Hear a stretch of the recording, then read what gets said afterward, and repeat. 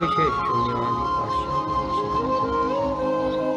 Jai Shri Krishna Chaitanya Prabhu Nityanand Shri Advaita Gadadhar श्रीवासादि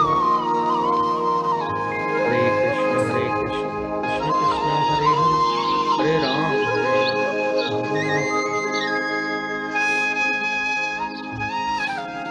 Krishna and welcome once again everyone. So we will start with a quick recap to our last discussion and so last week we discussed our real identity and we compared, like we looked at the examples of the pencil and how the graphite actually defines the existence of pencil.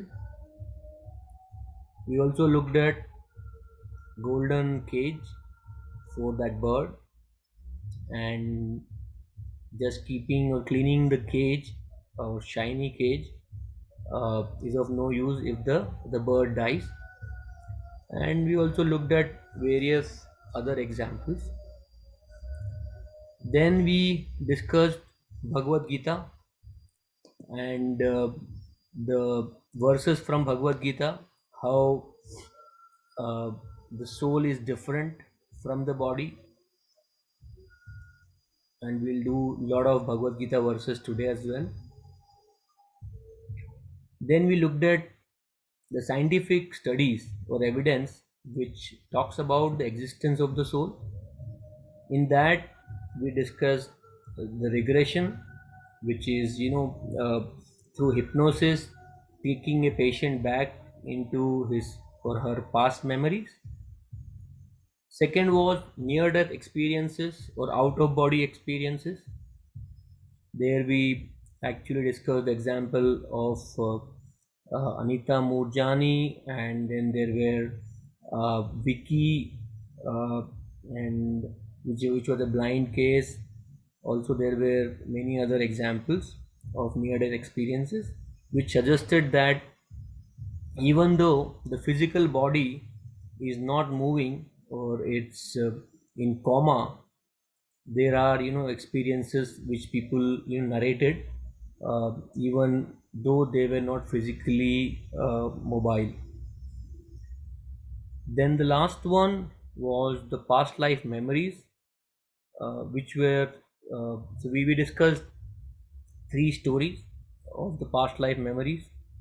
So one was about the US James Leninger, who was World War II pilot, and then we also discussed one case of Naresh Redas, who was a Muslim in his previous life, which was near Kakori in the UP. And then lastly, we discussed story of Deep Kapadia, who was born in Mumbai Borivali, but in his previous life he was born in Udaipur, and he was some senior security officer of the king at that time. So we discussed all those, and the key takeaway for us was that though there is no physical connection between these two bodies of last birth and the current birth, there was significant specific memories which the patient actually talked about, and therefore it was the like the closest, or I would say the most irrefutable, I would say, evidence which proves that there is something beyond this body which continues even after the death of this physical body. So that was our last discussion. Now today uh, we would be discussing the three bodies, then seven qualities of soul, and we will also discuss, if time permits, the benefits of understanding the soul or soul realization. Right? So we'll do all that. Then let's talk about the composition of our body first. And here, so the Bhagavad Gita states, like especially chapter 7, it says that in the verse, so the verse 4th of chapter 7 says, Bhumirapo nalo vayur kham mano buddhir evacha ahankara iti yamme bhinna prakritir ashtadha. The Krishna is saying that there is, 8 elements which basically composes this body, right? And the gross material body is the visible body that we see, we feed, we dress, and normally identify ourselves with. That is the outer covering, the circle, which you are seeing, the gray one. Right? That is the gross body, which is the most visible one to everyone. The second body is the subtle body, which is the mechanism that serves as an interface between the soul and the gross material body. And subtle body is comprised of mind, intelligence, and false ego. And we will, of course, go into more and more, details of mind, body, and so now let us first understand the gross body, right? So gross body is also called sthula sharir, and it is made up of these 5 elements. The gross element, which is earth, which is signifies all the solid elements, then water, which signifies all the liquids, fire, which is heat and combustion, air, which is all the gases, and ether, which is the space, sound, and vacuum. So this, 5 elements forms the gross body. And Krishna actually says that this is the inferior energy of his. The gross, the material energy is the inferior energy of Krishna, which is, again is given in the same verse which we just spoke, Bhumirapo Nalovayu. Then beyond the gross body, and we saw that there is subtle body. So gross body, you can think of, it to be the outer jacket or blazer, right, of a 3-piece suit. So this is the gross body. Then the inner jacket is can be think of as subtle body. Now subtle body is also called sukshma sharir, which is made up of mind, intelligence, false ego. So we will do a lot of discussion around subtle body maybe in one of later classes. But for now, I think to understand it better, these are the inner material body. This is still material body.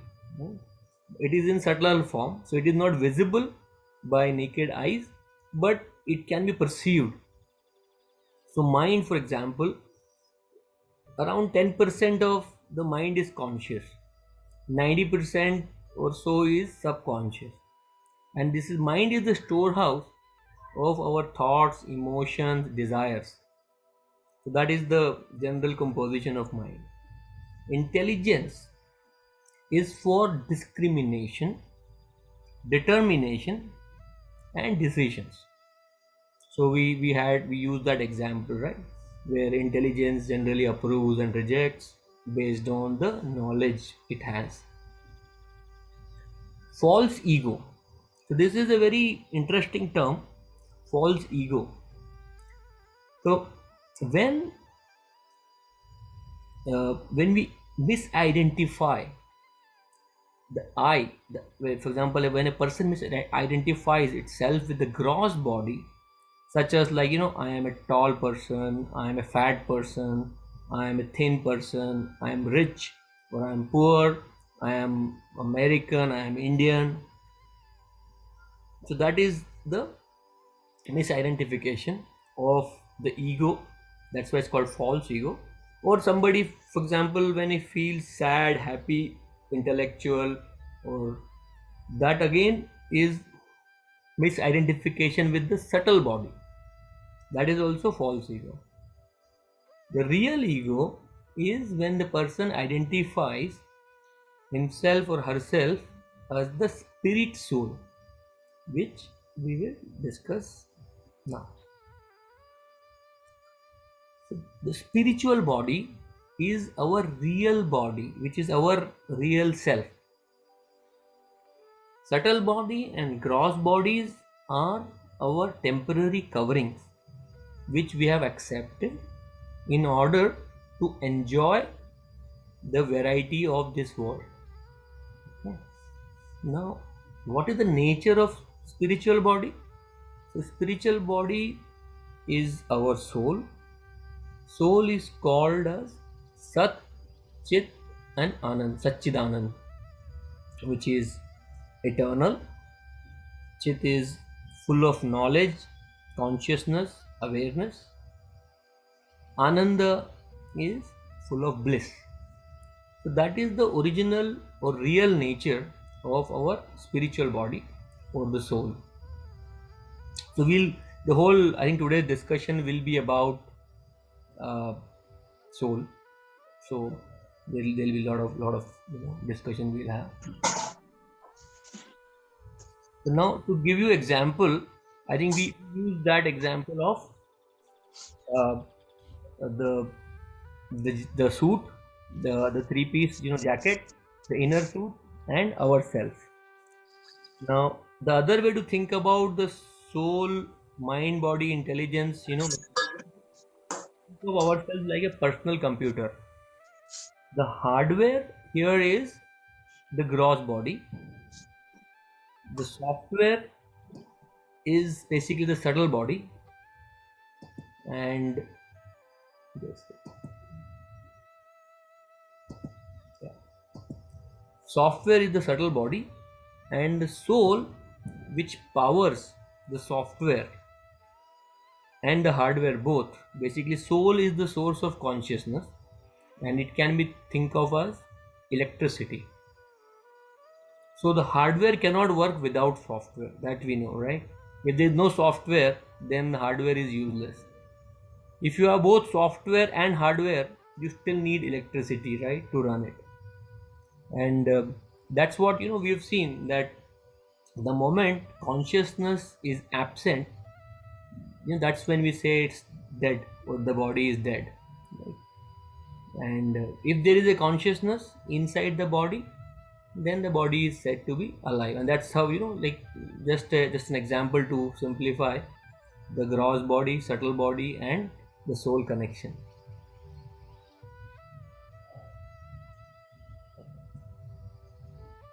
Now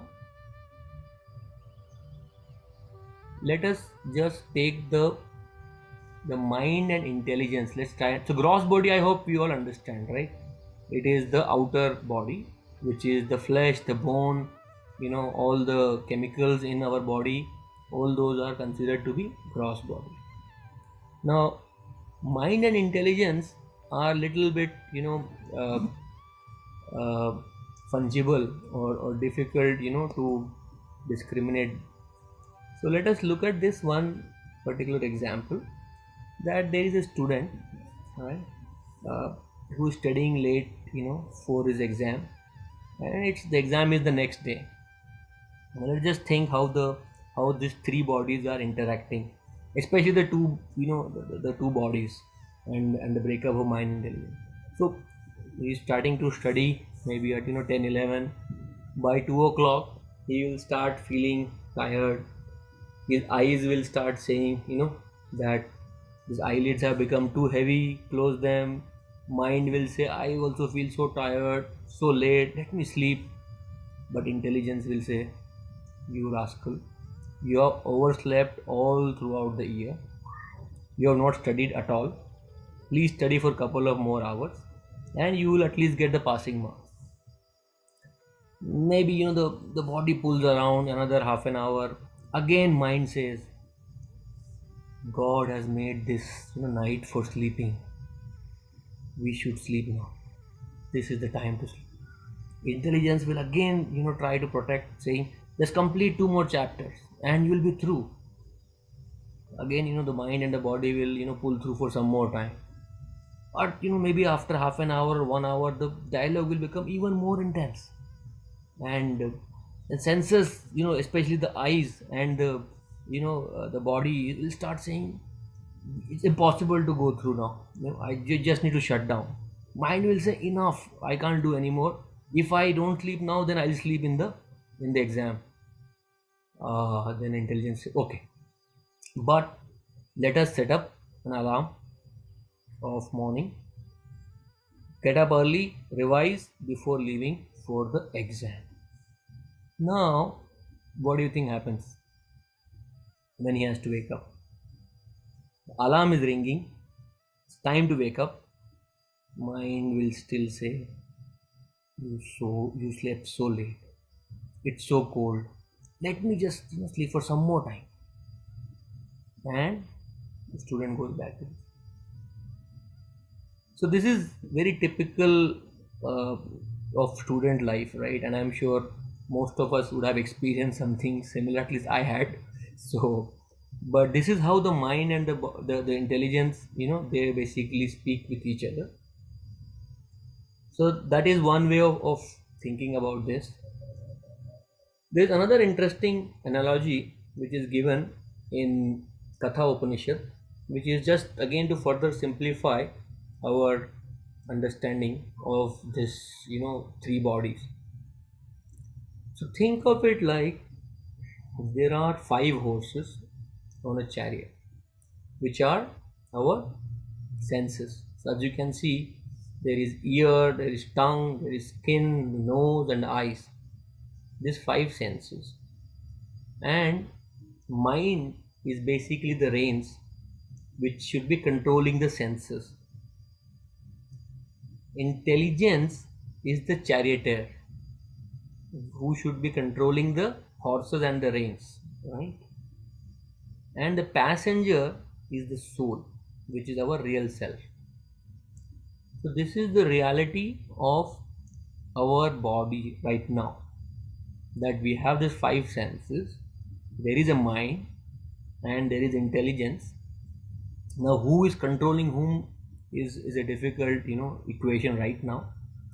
But the soul sometime becomes happy, sometime gets the thrill, sometime fearful, sometimes depressed. So all those things are happening to the soul depending upon how this chariot is going around. Now imagine, especially in our age, the horses are very strong and drunk. Okay, so they are going mad and going into all the directions. And intelligence is a very thin poor fellow who has no strength left. He's a very old guy. And horses actually are pulling the reins, everything, all over the place. So that is situation, especially in this age, for most of the people, because the intelligence is not been strengthened and the life or the charioteer, is has no control. So the passenger is, going wherever the senses are taking them. That is the key message from this particular example. And mind actually the center, that integrates the impressions uh, coming from the senses. So this impression generally tend to agitate the mind, which is coming from senses. So for example, if you know like smell something very nice, right? That is, that will agitate the mind, whether it's a perfume or whether it's a good food of your liking. And similarly, like all the other senses also will pull the mind towards the object of sense gratification.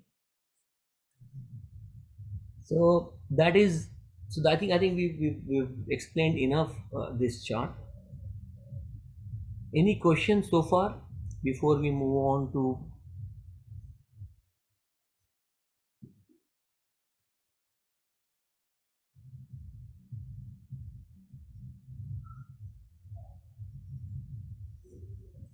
Okay, so this chariot is also confirmed in Bhagavad Gita, which is verse 9 of chapter 15, where it says the living entity thus take another gross body, obtains certain type of ear, eye, tongue, nose, and sense of touch, which are grouped about the mind. He thus enjoys a particular set of sense objects. So that is the Bhagavad Gita 15.9. Now, how to think about self-realization? Considering all this. So there is a very interesting story which will help us again understand uh, how one may want to approach self-realization. So in Chandrogdaya Upanishad, there is a story of two individuals uh, who basically sought to know the true nature of the self. So one was Indra, the king of Devatas, and then other was Virochan, who was the king of the demons. Now they approached Lord Brahma, and Brahmaji basically explained that the self is free from sin, old age, death, grief, hunger, and thirst. You all just need to search out and understand this self, and because after that you will attain complete fulfillment. And so that is what Brahmaji said. Now,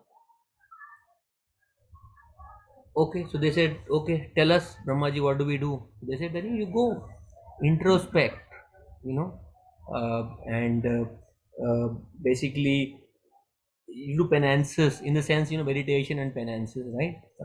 So they were told, okay, so now, uh, like, purification and introspection, right? That's what they were told to do. So they went, they did, let's say, in the language of tapasya for 32 years, and both of them came back, and Brahmaji said, okay, what did you see? So they said, uh, like, so basically Brahmaji, what did you see in the what do you see in the mirror, something like that. And they said, okay, we are two people standing with this that all that, paraphernalia they spoke about. And Brahmaji said, okay, then why don't you remove your like the hairs of your body, and why don't you remove the nails, etc., and then again go and like look into the mirror or water and tell me what do you see. Then both Virochan and Indra went back to Brahmaji after doing the exercise. Brahmaji asked them, what did you see? Then Virochan said, sorry, and Brahmaji also said that you wear some nice garments, and ornaments, etc., and see yourself. So Virochan explained that there is a beautiful shining person, majestic looking, king. And Indra also said something similar, that there is somebody, Brahmaji said, okay, that means you have seen the self. Go ahead, you can go enjoy your life.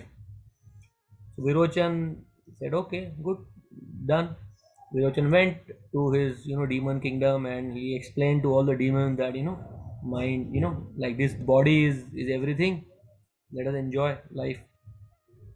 Indra also went, but then Indra had a doubt that when I was unshaven, I was different. When I had shaven and put on the ornaments and the clothes, I was different. But the self is supposed to be, you know, permanent, same in all conditions, and immortal and fearless. But that doesn't seem to the case. So he went back to Brahmaji and said, that I don't feel satisfied. Brahmaji says, okay, go back, and do more introspection and purification. So then Indra went, he again, did penances for 32 years, came back. He asked Brahmaji says, okay, what do you see in the dreams? Explain. Then Indra explained that Sometimes I am doing this, sometimes I am doing this, sometimes I am ruling, sometimes I am killing, sometimes I am fearful, sometimes I am, happy, sometimes I am flying, sometimes I am swimming, sometimes I am drowning. So kind of, all the, whatever was possible, whatever he was thinking on the dream stage. So, okay. So Brahmaji says, okay, then that is the self. But then Indra said that actually I don't feel that I am like I'm still fearful in my dreams, and I also don't feel like I also die, in my dream. That can't be true. So that is not the self as per your definition. Brahma said, yes, go introspect and purify. Do more purification and introspection. Indra went again, did more penances, then came back. Then Brahmaji again said, okay, what do you see in your dreamless state? So then he says, nothing I see actually in my dreamless, state. So, uh, and but then, that is that means I don't exist in the dreamless state. That also can't be true. Again, I think Brahmaji said, okay, go back, do more penances, and come back. So like that, Indra went, and then he did penances. I think the story for us, what it and he basically realized self. But what it actually tells us is that if we accept, without deeper introspection and purification, then we will easily misidentify, our real self with something which could be outer body or which could be our subtle body. That is the point. And there are, levels of misidentification in this story, which actually has been explained, and it is also given in Bhagavad Puran, in the 7th canto. There are three levels, which is one is Jagruti, which is the waking consciousness, which is what was the first test of Brahmaji, that you change your clothes and shaven hair, bodies, and then you see yourself. That was in the waking consciousness. That is where your gross body and subtle body is generally involved. Then the second stage was dreaming consciousness, which is the Swapna stage, which is where he was seeing all the varieties of mental, uh, situations. And the last one was Sushupti, as we call it in sometimes in yoga classes, we hear all those kind of words. That is the dreamless sleeping consciousness, which is where you don't even have any dreams, and that is the third level. So all those levels are actually misidentifying ourselves. The real identity would be, and that is where, this is where both Indra, like basically Indra and Virochan started at the gross physical body, right?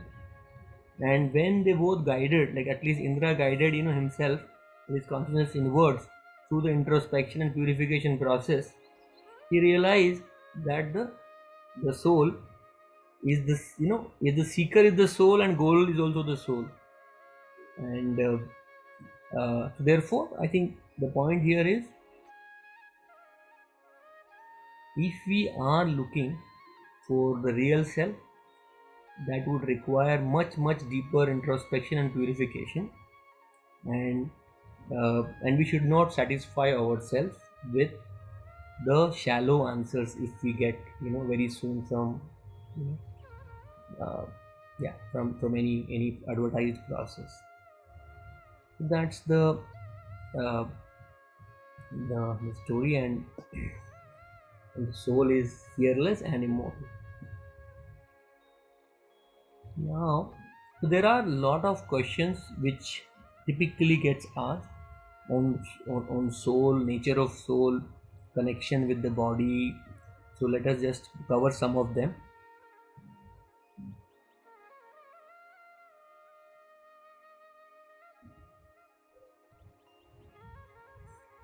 So Bhagavad Gita is very clear. Soul is entirely different from material body. So there is no combination of material body and soul. There's no combination that exists. Okay, so one is matter, the other is antimatter, completely opposite. Right? So, and I think chapter 222, which is clearly specified that we keep changing the body. As the body basically becomes weak and unusable, we keep giving up the old body to take up new material body. We don't go with the same body. The soul is entirely different. Then soul is also unaffected by material nature. That is in the verse 23 of chapter 2. This says Nenam Chindanti Shastrani, Nenam Dahati Pavaka. So weapons can't, kill the uh, the soul. Pavaka, which is the fire, cannot burn the soul. Na chenam kledi antyapo, na soshati maruta. So water cannot wet or drown the soul. Similarly, air or wind cannot dry it up. So for example, we discussed the five material elements. They basically don't work on the soul, and the soul remains unaffected by material nature forever.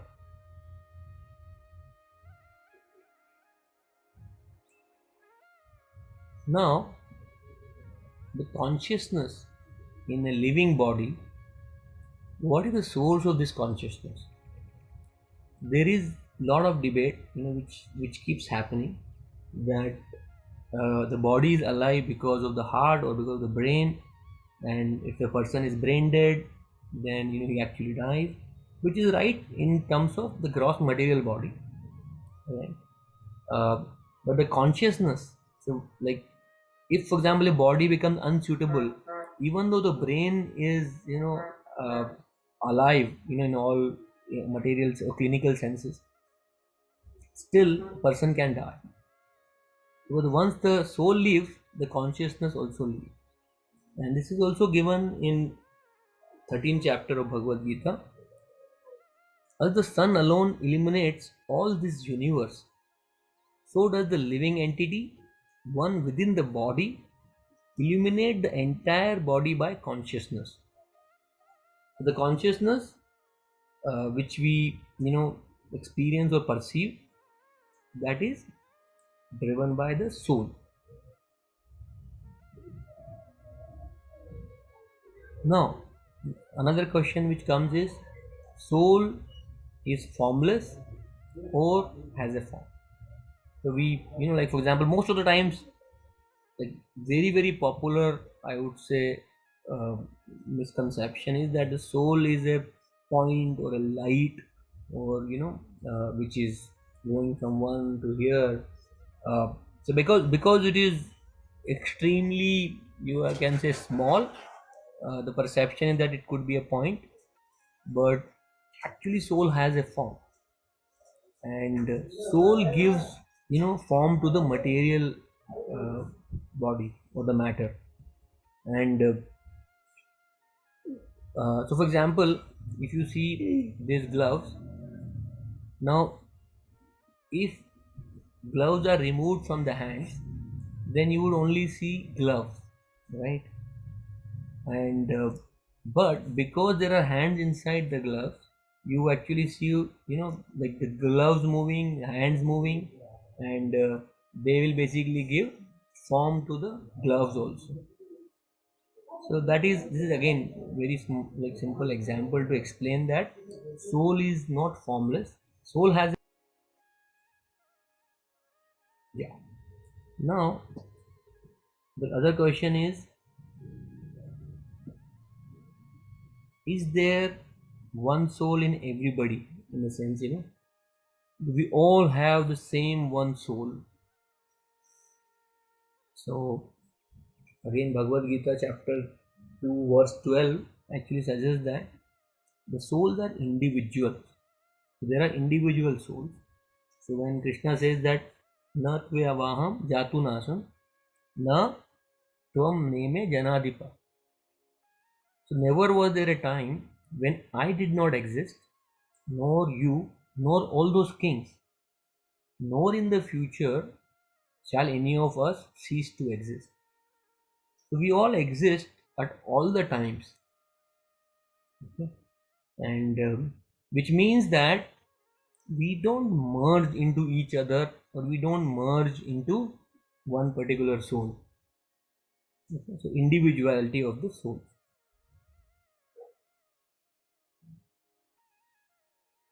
Okay? So every soul is an individual soul. Now, where is the soul in this body? Where does it reside? So the Mundak Upanishad suggests that the tiny soul is floating in the five kind of air called Pran, Apan, Vyan, Saman and Udan. It is situated in the place of heart. When the soul is purified from material contamination, its sparkling spiritual influence is exhibited.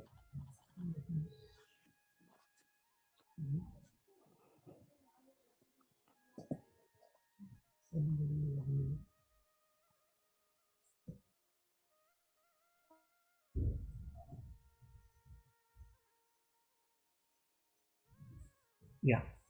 So the soul resides in the region of the heart. So now the key question which came to my mind, which should come to everybody's mind, is what about heart transplant? Right? So when you have heart transplant, whether the soul goes along with the heart to somebody else, or the soul goes away from the body, the answer is no, because soul doesn't stick to the heart. Soul is in the region of the heart. Okay.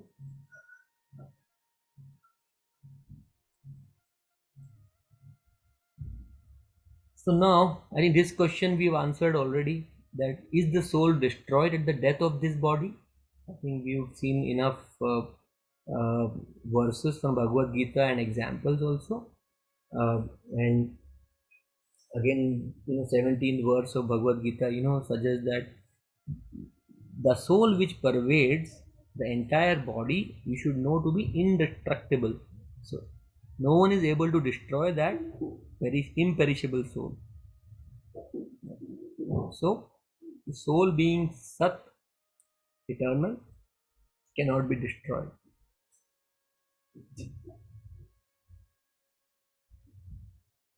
This I think is explained. We I think already saw, Nenam Chindanti Sastrani, Nenam Dahati Pavaka. So neither water nor fire can, or wind, nothing can actually kill the soul. Now the other question which comes is the soul same as God?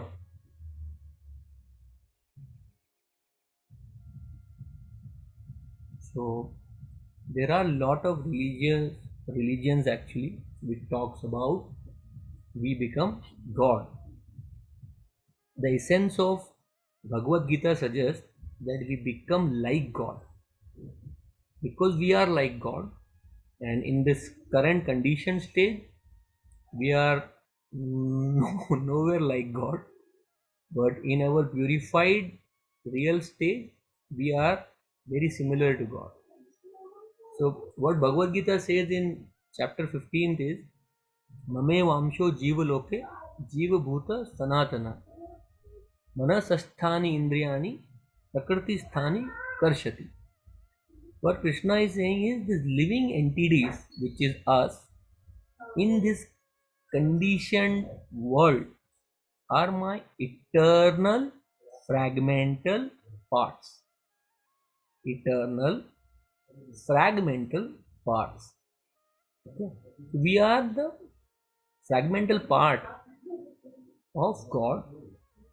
Due to the conditioned life, they struggle very hard with the six senses, including the mind.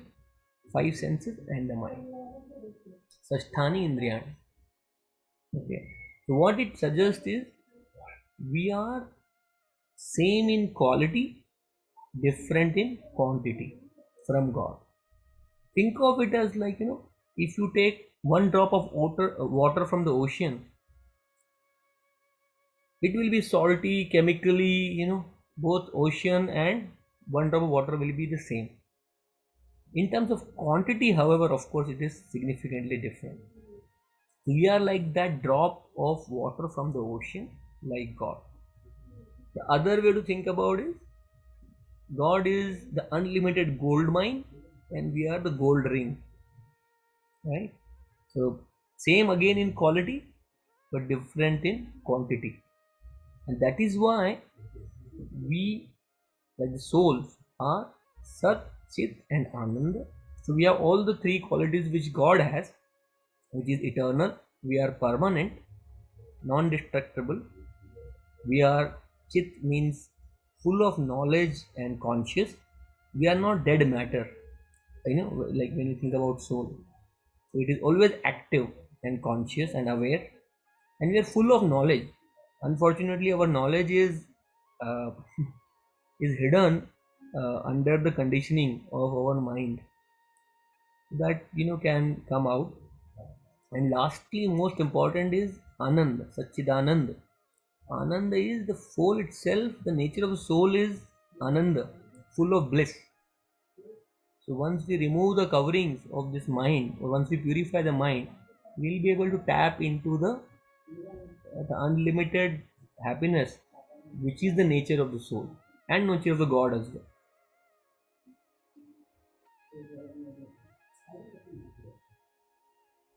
Does the soul change with changing body? No. So how does it work is that the soul, so for example, again chapter 15 verse 8 suggests that the living entity in the material world carries his different conception of life from one body to another, as the air carries aroma. Right? Thus he takes one kind of body and leaves the older body. Okay. So that is how the soul changes the body. Soul does not change. It changes the body, right? Keeps moving. That is the transmigration of the soul.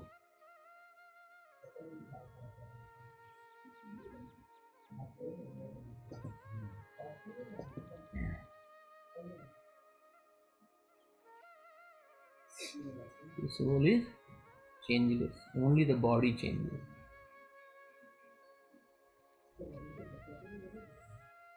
Size of the soul, and also soul is actually said to be amazing. So the fact that this atomic soul is within the body of a gigantic animal and also in the body of the smallest animal, that itself suggests that the soul is amazing. Also, the size of the soul is suggested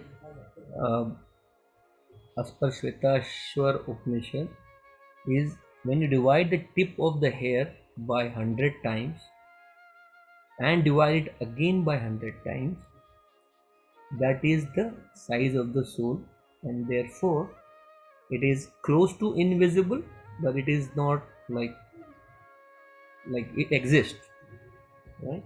And also difficult for us to see using the material apparatus because it is not matter. So any questions so far? I think we have 10 minutes left.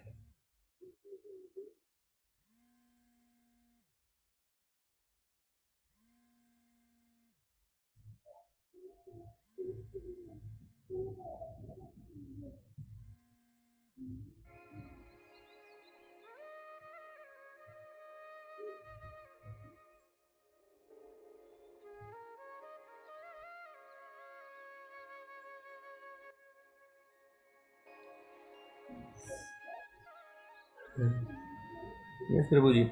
So the question here is Krishna has inner potency, right? Which has many powers like all pervading, all knowing, etc. We do not have. Correct. So Krishna, because Krishna is God and Krishna is always in his original consciousness, so he doesn't basically get contaminated. Therefore, he has access to all the memories and all the knowledge. We also have access to all the knowledge, which is unfortunately covered by the three modes of material nature and our mind and the subtle body basically.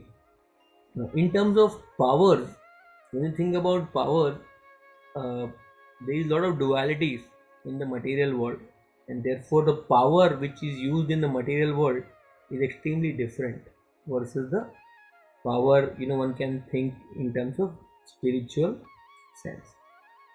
So yeah, in our contaminated or conditioned stage, uh, we have in fact lost even the touch with the qualitative aspect of our real self. So yeah, but we'll always be inferior to Krishna in the sense that because we are still less in quantity. We are same in quality, but we are smaller in terms of quantity. Okay. Next question is, but how someone remember past life event if soul is totally detached from the body? Good question. So when the soul leaves the body, the way the transmigration works is mind or the subtle body, which carries all the impressions, memories, emotions, thoughts, desires of an individual soul for various millions of births. Okay, so those impressions, thoughts, and desires are stored in subtle body. Now, subtle body at the time of death will choose another body which is suitable to the soul depending on the conditioning of the thoughts and desires. So, for example, let me give you an example. There is a man who is extremely fond of non-veg, okay, eating meat, raw meat. I'm just giving you another, like extreme example to make a point. Let's say he only wants to eat raw meat, fresh raw meat, etc. Okay, and he wished, maybe some many times he wished that he lived in jungle, etc. Now, according to his desire, so for example, if he desire to continue to enjoy similar kind of food in life, okay, and depending upon his karma balance, okay, he will get a body of a lion, tiger, hyena, whatever, in the jungle, because of the desires he had and because of the conditioning of his mind, and also if the karma approves. That is how he'll transmigrate from this body to another body. And while as an animal he will not have memory, but once he has basically completed his karma as animal, he may again get human life. And once again, I don't know whether he may or may not, but I'm just saying whenever he finishes his cycle of karma, then he'll get another body. But subtle body, to answer your question, that is how that basically carries the body, the soul to the new body. The question is there a good or bad soul? Is there evolution of the soul? Can we detach the actions of the gross and subtle body from the soul? Excellent question, Saurabh. Uh, there is no good, no bad soul. All souls, at the soul level, we are as good as God. Like when I say as good means we are like gold ring, right? Now when you say gold ring is impure or pure, it is pure because it's gold ring. But if you have covering on the gold ring of some other material, then the gold ring is hidden, and what you see is basically what the covering is made up of. For example, if somebody is made some very cheap, lax ka covering, and whatever, you can say mud or like jo bhi hoga, so it might appear ugly, cheap. And somebody, try decorating it with some diamond, whatever covering, it might look good, but actually it is still gold. So there is no good or bad soul, it's only the subtle body which basically makes it good or bad, like not makes it, basically goes through or takes it through the cycles, evolution. So therefore there is no evolution of soul. Soul is already at the highest level of perfection. What we are trying to do, because we are entrapped, the soul, as a soul we are entrapped in this body, this gross body and the subtle body. We need to purify the subtle body and basically remove this conditioning to go back to our real self, which is the at the soul level. And that would be the evolution of subtle body effectively, which would generally is considered the evolution of the soul. But that is how, like, for example, if I were to consider myself as a soul in my current state, conditioned state, then of course I can evolve by purifying myself, by cleansing myself, by removing the layers of conditioning from my uh, subtle body. And in that purified state, I like basically that is how the evolution will happen. The last question was, can we detach the actions of the gross and subtle body from the soul? Yes, absolutely. So when you say detach, so soul, the weakness of soul is pleasure. Okay, pleasure is the weakness of the soul. So if we keep deriving pleasure, or if we keep trying to derive pleasure through the gross and subtle body, we are bonded, right? So we are basically entangling our soul in some sense into further lives or karma. The moment we detach our actions, right, from the enjoying tendency or the controlling tendency of the soul, that is when we start. So basically the question actually is about, like, technically it is, moving from uh, sakam karma to nishkam karma, in some sense. That is when your actions are detached from the soul, and it doesn't basically entangle the soul anymore. I think that is, I understand your question would be.